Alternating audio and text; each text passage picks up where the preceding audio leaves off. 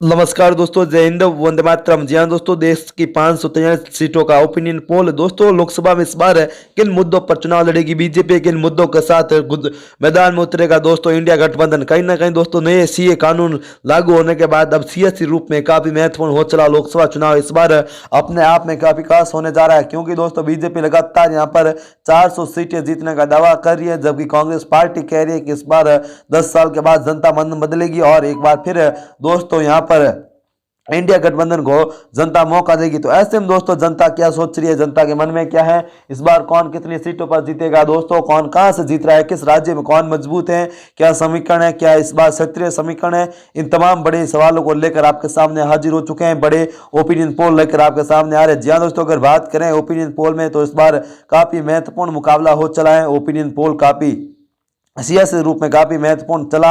Opinion poll की बात करें दोस्तों, ये ओपिनियन पोल देश के बड़े न्यूज एजेंसियों ने जारी किया है। इस ओपिनियन पोल में काफी बड़े बदलाव होते हुए दिखाई दे रहे हैं। ओपिनियन पोल में दोस्तों इस बार बीजेपी राह आसान होती हुई हमें दिखाई नहीं दे रही है।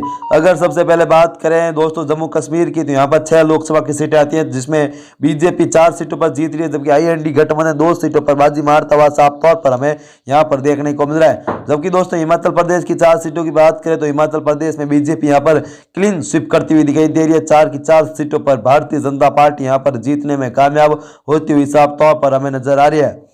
दोस्तों हिमाचल प्रदेश में बीजेपी यहां पर बड़ी जीत हासिल करती हुई दिखाई दे रही है, कहीं ना कहीं ऐसा नजर आ रहा है। अगर राजस्थान की 25 लोकसभा सीटों की बात करें तो राजस्थान में 25 लोकसभा सीटों पर बीजेपी यहां पर जीतती हुई दिखाई दे रही है। दोस्तों ये सीए कानून लागू होने के बाद सबसे बड़ा ओपिनियन पोल हमारे सामने आ रहा है। इस ओपिनियन पोल में कई बड़े बदलाव होते हुए साफ तौर पर हमें नजर आ रहे हैं। ओपिनियन पोल काफी महत्वपूर्ण हो चला है। ओपिनियन पोल की बात करें तो मध्य प्रदेश में 29 लोकसभा की सीट आती है। मध्य प्रदेश की 29 लोकसभा सीटों में भारतीय जनता पार्टी 29 की 29 सीटें जीत रही है, जबकि उड़ीसा में 21 लोकसभा सीटों में से बीजेपी 14 पर जीत रही है, जबकि IND गठबंधन यहाँ पर 2 सीटें और अन्य के खाते में 5 सीटें जाती हुई हमें नजर आ रही है। भी तमिलनाडु की 39 लोकसभा सीटों की बात करें तो बीजेपी पहली बार तमिलनाडु में 5 सीटें जीत रही है, जबकि IND गठबंधन 34 सीटों पर यहां पर बढ़त बनाते हुए नजर आ रहा है। तो कहीं ना कहीं दोस्तों दक्षिण भारत में बीजेपी का हाल बुरी नजर आ रही है। इसी बीच अगर पश्चिमी बंगाल की बात करें तो 42 लोकसभा की सीटें आती है। पश्चिम बंगाल काफी महत्वपूर्ण है अपने आप में सियासी रूप में।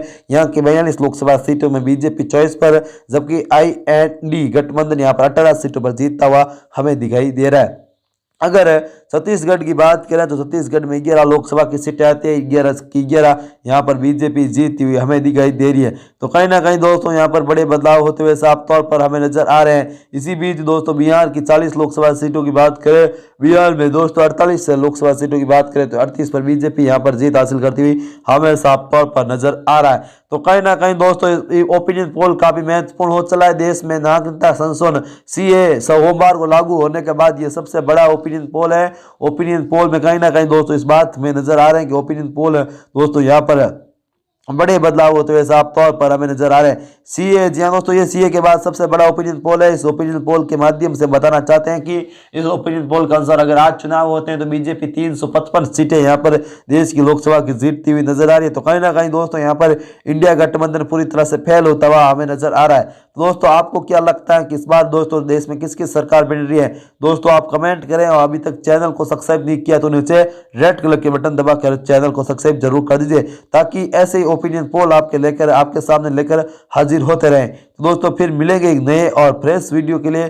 तब तक के लिए जय हिंद, वंदे मातरम। भगवान करे आप सभी का दिन शुभ हो। शुभ रात्रि। जय हिंद, वंदे मातरम। भगवान करे